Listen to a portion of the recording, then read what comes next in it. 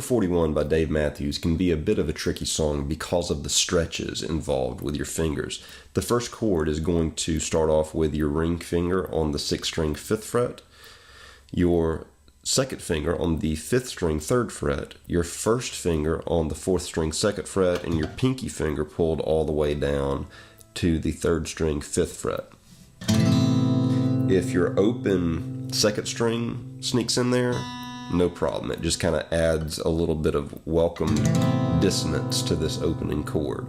The second chord is this exact same shape moved up 2 frets. It becomes a B minor. So both of these chords, you're strumming from the 6th string to the 3rd string with an okay if the 2nd string sneaks in, but try to keep the high E out of it. A minor to the B minor, same shapes. The third chord is going to be an E minor chord. The way that you make this is that you're going to have an open 6th string, you're going to put your ring finger on the 5th string 7th fret, you're going to put your second finger on the 4th string 5th fret, and then you're going to put your first finger on the 3rd string 4th fret. And if your open 2nd string comes in and open 1st string comes in, that's also okay because it's an E minor. One note about this chord is that I've also noticed Dave Matthews sometimes play this chord with his pinky finger down on the 2nd string 8th fret, which adds an added dimension of difficulty to this song. Somewhere around 2000, he changed from playing it with the pinky down to picking up his pinky and just playing it with fingers 1, 2, and 3, the way that I'm showing you here. So you've got an A minor, you got a B minor, you've got the E minor, and then you've got a D chord. The D chord, you're not going to play the open 6. You do not want for this E to ring in it, because listen to it with the E, it doesn't sound right. Keep the open E out of it. Mute it with your thumb or something. But you're going to put your ring finger on the 5th string 5th fret. You're going to have your second finger on the 4th string 4th fret. You're going to have an open 3rd string, and you're going to have your first finger on the 2nd string 3rd fret. If the high E comes in, it doesn't kill the song, but it's not necessarily supposed to be there. Now in this D, one thing that is very recognizable to number 41 is a set of hammer-ons that happen here with your second finger. The way that you're going to do the hammer-on is you're going to come out of this C shape of a D chord with your second finger hammering on to the open, what was the open 3rd string. You're going to hammer down to the 4th fret with your second finger. Then you're going to pull it back off and then hammer on to the open 4th string. Hammer it down to where it just was on the 4th string 4th fret. And you get a sound like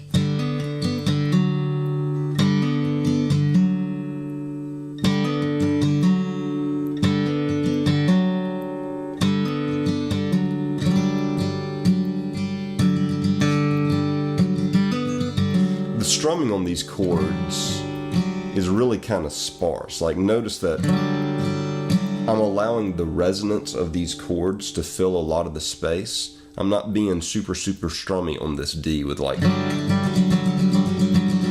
just kind of letting the resonance of the strings fill the space.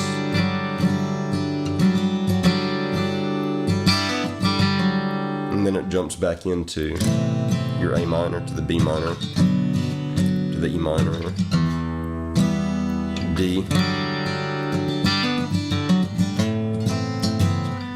And the hammer on there is the trickiest thing.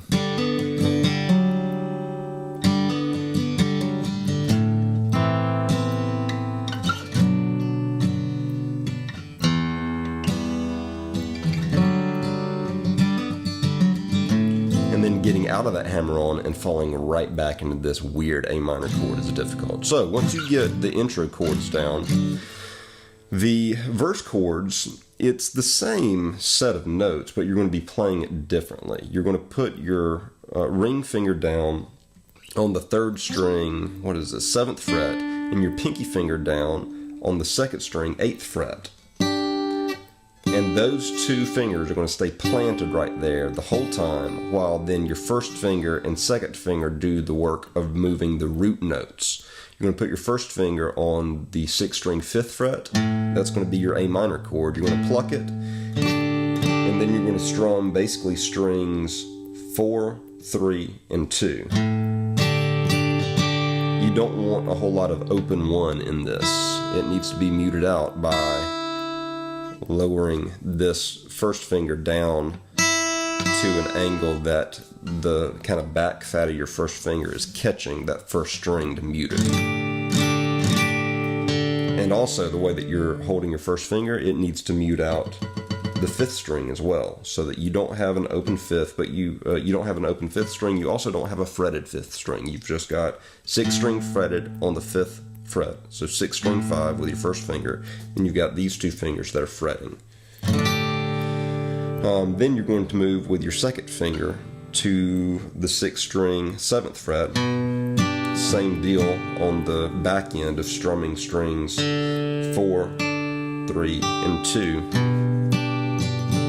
Then you're going to take your second finger and move it to the 5th string 7th fret, that E note.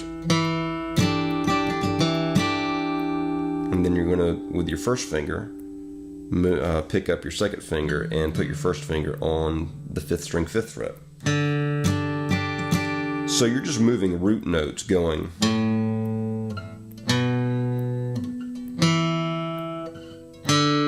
That's what you're doing the whole time, with these two fingers having to bear the weight of these fretted notes the entire time to provide your droning chord.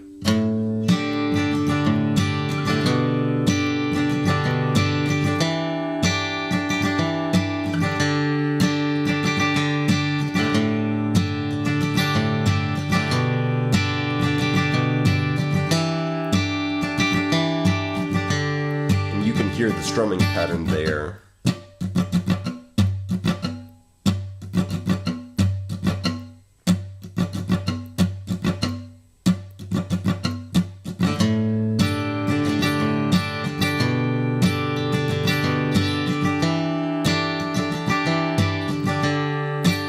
So after the verse, it then goes into the chorus. The chorus is going to be a G chord. The way that you make this G chord is you put your second finger on the 6th string 3rd fret. You put your first finger on the 5th string 2nd fret. You've got an open 4th string, and then you put your pinky finger down on the 3rd string 4th fret. And if the open 2, if the open B string sneaks in, not a problem, but you do not want the open 1st string in this chord. But if it goes to the open B, that's okay. So that's your G chord. The second chord is a D chord, and Dave Matthews makes it a little bit differently. The way that the D chord is going to be played is you're going to put your first finger on the 6th string 2nd fret. You're going to put your second finger on the 3rd string 2nd fret. And then you're going to put either your second finger, either your ring finger or your pinky finger on the 2nd string 3rd fret. That's going to be your D chord. It's okay if the open 1 sneaks in and rings, but the way that you're fretting the 6th string 2nd fret here with your first finger, you want to make sure that you've muted out the 5th string. You don't want this open A ringing. So that's the second chord of the chorus. You've got a G, this D, and then it's going to slide up into a C. Dave Matthews kind of hits his second finger on the 3rd fret of the 6th string and slides up into a C shape, which is going to be, or not C shape, but a C chord, which is the exact same chordal shape as our G chord just before. So you've got your second finger on the 6th string 8th fret.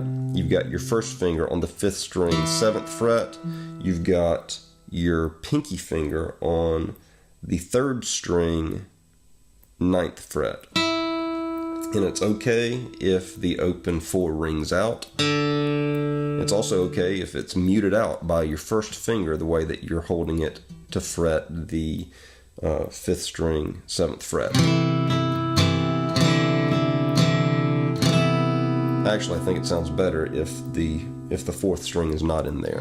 So try to exclude your open D string. And that's your C chord. Strings 6, 5, and 3 are the ones that you're wanting to emphasize. And then it repeats back down to the G, to the D, to the C. And you can hear the strumming pattern here.